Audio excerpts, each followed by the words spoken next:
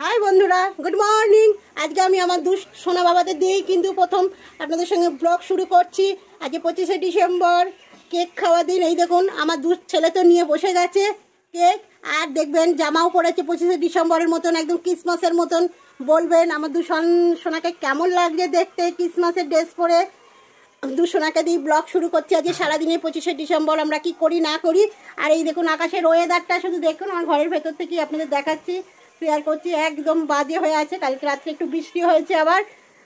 চলুন বন্ধুরা, আজকে দিনটা কেমন যায় না যায় ওটাই আপনাদের সঙ্গে আপনাদের সঙ্গে শেয়ার করব। আর আপনাদেরও আজকের দিনটা কেমন যাচ্ছে সব বন্ধুদের আমাকে কমেন্ট করে কিন্তু বলবেন। আশা করি খুব ভালো লাগবে, ভালো থাকবেন, আজকের দিনটা খুব আনন্দ করবেন। চলুন দেখুন বন্ধুরা, এখানে মশলা ফুটছে, কিসের মশলা দেখুন, লাল গটগট করছে একদম। আর আজকে হঠাৎ একটুখানি গ্যাসটা আমার চলে গেছে বলে দেখুন স্টোভে রান্না করছি, দাদা গ্যাস আনতে গেছে, ততক্ষণ একটু স্টোভে টিফিনটা করে নিই। এটা হচ্ছে ঘুগনির মশলাটা কষে নিচ্ছি, নিরামিষ একদম ঘুগনি। এর মধ্যে মশলার মধ্যে শুধু ধনে জিরে আদা টমেটো, আর কিছু কিন্তু নেই এটার মধ্যে। আর এই দেখুন প্রেশারে মটরটা সিটি দিয়ে নিয়েছি। চলুন মশলাটা কষে গেলে মটরগুলো, আমার ঘুগনিটা কিন্তু এইরকম হয়ে গেছে, দেখতেই পাচ্ছেন। ছোলা আর মটরের একসঙ্গে মিক্সড করে করেছি আজকে, শুধু মটর দিয়ে করিনি, ছোলা মটরের একসঙ্গে মিক্সড করে ঘুগনিটা করেছি।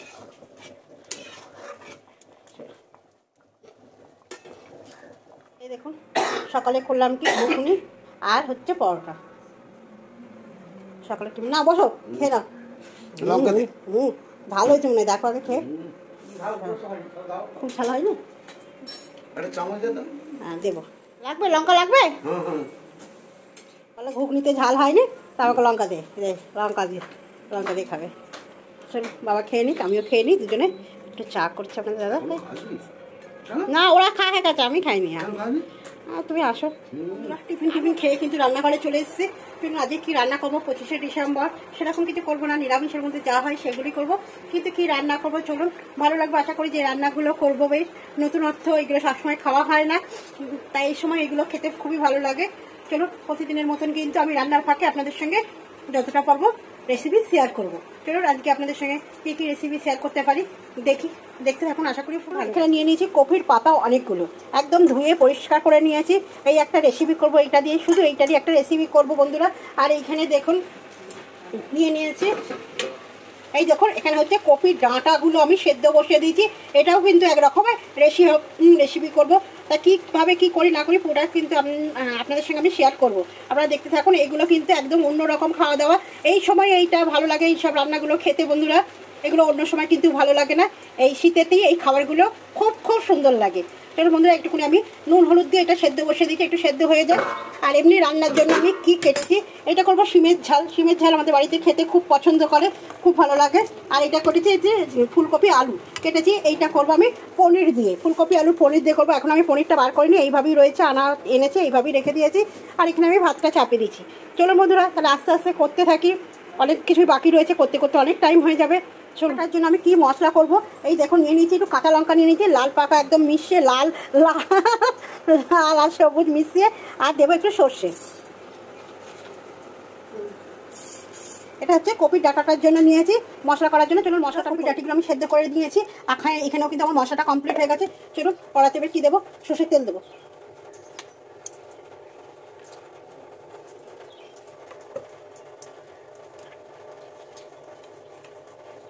আমার হয়ে গেছে, গরম হয়ে গেছে। এর মধ্যে আমি কি দেবো, একটু কালো জিরে দেবো।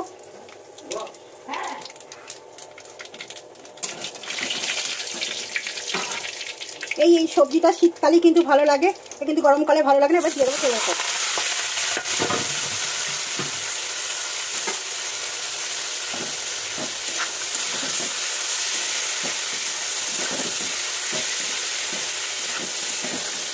এটা ভালো করে আমি একটুখানি ভাজা করে নিই, ভাজা করে নিয়েছি একদম। এবার কি করব, আমি এই যে মশলাটা বেটে রেখেছিলাম মশলাটা আমি দিয়ে দেবো।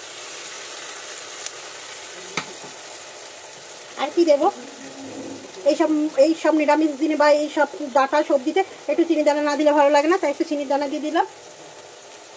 আর সেদ্ধ করার সময় আমি লবণ দিয়েছিলাম, তাই অল্প পরিমাণে আমি লবণ দিলাম, দিয়ে এটাকে সুন্দর করে নাড়াচাড়া করে নেব।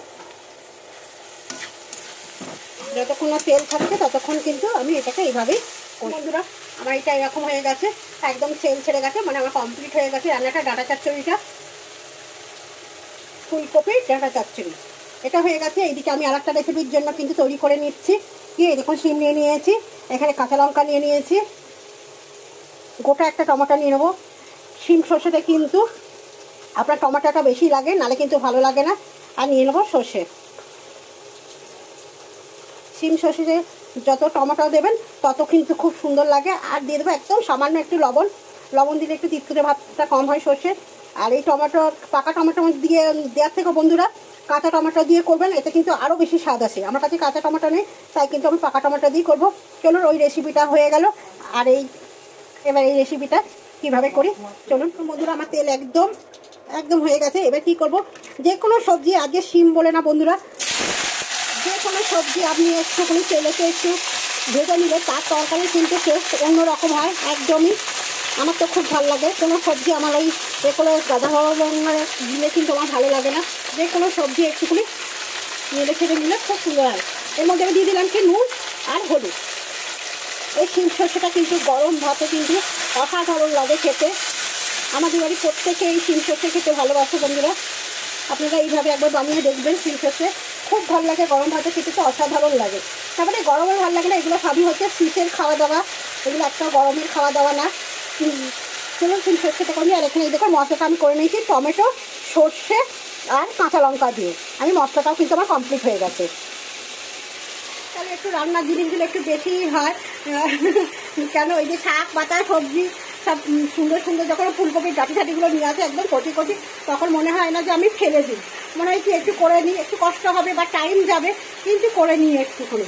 খেতে তো সুন্দর লাগে, আর এগুলো এই সময় ভালো লাগে খেতে বন্ধুরা। এরকমভাবে একবার করে দেখবেন, খুব ভালো লাগে। আমাদের তো খুবই ভালো লাগে, আপনারা করে খেয়ে দেখবেন যে কেমন লাগে। চলো, এই তো রান্না তো হতেই আছে, এখন অনেকটাই দেরি আছে রান্না হতে। আর শীতকালে বন্ধুরা আমার একটা কি বদ অভ্যাস, আমি কিন্তু খুব সকালে রান্না চাপাই না। কেন, শীতকালে ঠান্ডা হয়ে গেলে সকালবেলা রান্না করে লাগবে, ঠান্ডা হয়ে গেলে সেই তরকারির স্বাদ একরকম, আর একদম গরম গরম খেলে সেই তরকারির স্বাদ কিন্তু অন্যরকম হয়। গরম করে ঠান্ডা তরকারি খেতে ভালো লাগে, গরম তরকারি খেতে ভালো লাগে না। কিন্তু শীতকালে যত গরম হবে ভাত তরকারি তত কিন্তু খেতে সুস্বাদু, যে খাবে সেও ভালো লাগবে তার, আর নিজেরও কিন্তু ভালো লাগে খেতে। তার জন্য আমি খুব সকালে কোনো রান্নাবান্না করি না, ওই টিফিন করে নিই, করে নেওয়ার পর 11:30 নাগাদ আমি রান্না চাপাই। তা করতে করতে যা হয় 1-1:30 বেজে যায় আমার রান্না করতে করতে, দুটোর মধ্যে খেতে বসা হয়ে যায়, পুরোটাই গরম থাকে। আর এইভাবে খেয়ে খেয়ে না আপনাদের দাদা বলুন ছেলে বলুন একদম ঠান্ডা জিনিস খায় না। আমার আগা গোড়াই যে প্রথম কোনো দিনই না যে সকালবেলা 6টার সময় রান্না করে নেবো আর সারাদিন ধরে খাবো, এরকম কোনো দিনই আমার এটা ছিল না। তাই সেই অভ্যাসই আছে, সেই করতে থাকি রান্নাগুলো। আস্তে আস্তে দেখতে থাকুন যে কোন রান্নাটা আপনাদের ভালো লাগে, আর করে খেয়ে কিন্তু অবশ্যই আপনাদের দিদিভাইকে জানাবেন যে কোন রান্নাটা আপনাদের বেশি ভালো লাগে। আজকে অনেকগুলো রান্নাই আপনাদের সঙ্গে শেয়ার করব। সিমগুলো ভাজা ভাজা হয়ে এসেছে, এর মধ্যে কি দেবো, আবার হাফ একটা টমেটো দেবো। আপনাদের কাছে কাঁচা টমেটো থাকলে এই সময়টা কাঁচা টমেটো দেবেন। ওই শিম সর্ষেতে আপনি যত টমেটোর ভাতটা বেশি দেবেন তত কিন্তু ভালো লাগে। আর অনেকে আবার এর মধ্যে কিন্তু আমি আজকে সর্ষে কাঁচা লঙ্কা দিয়ে করছি, আপনারা কিন্তু বন্ধুরা এর মধ্যে আবার একটু পোস্তও দিয়ে দিতে পারেন, তার স্বাদ কিন্তু আরও গুণ বেড়ে যাবে, স্বাদ আরও বেশি বেড়ে যাবে পোস্ত সর্ষে দিয়ে করলে। আজকে আমি শুধু সর্ষে দিয়েই করবো। আর এই রান্নাটা আপনারা সর্ষের তেলের করার চেষ্টা করবেন, সর্ষের তেলের স্বাদ কিন্তু আলাদা, সাদা তেলের স্বাদ কিন্তু একদমই আলাদা। হয়ে গেছে সিমটা। এবার কী করবো, এই যে মশলাটা বেটে রেখেছিলাম মশলাটা পুরোটাই ঢেলে দেবো। আর কি দেবো, বেশি হলুদ লাগে না, সামান্য একদম হলুদ দেবো। আর আপনাদের একটু দেখিয়ে আমি কাঁচা লঙ্কা দিয়েছি অনেকগুলো, তার মধ্যে হালকা একটু করে লঙ্কার গুঁড়ো দেবো, একদম সামান্য। আর কি দেবো, সর্ষেকে ব্যালেন্স করার জন্য কিন্তু একটু চিনির দানা লাগে, যাতে যদি সর্ষে কোনো রকমের তিতকুটে একটু ভাব আছে, একটু চিনির দানা ছড়িয়ে দিলে কিন্তু তার টেস্টও বেড়ে যায় এবং সেই জিনিসটা আসে না। তাই অল্প একটু আমি সর্ষের দানা দিয়ে দিলাম। চলুন এবার ভালো করে এটাকে একটু নাড়াচাড়া করে দিয়েছি। এর মধ্যে কিন্তু কোনো জল আমি ইউজ করব না, যা আমি বাটনাটা বেটেছিলাম সেইটা দিয়েই কিন্তু হবে।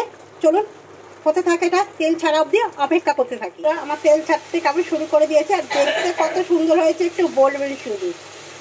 দেখছেন শিম সর্ষেটা দেখতে কি সুন্দর হয়েছে, আর তেল ছাড়তে দেখুন একদম তেল ছেড়ে যাক একদম সুন্দর করে, তারপরে কিন্তু এটা আবার কমপ্লিট হবে।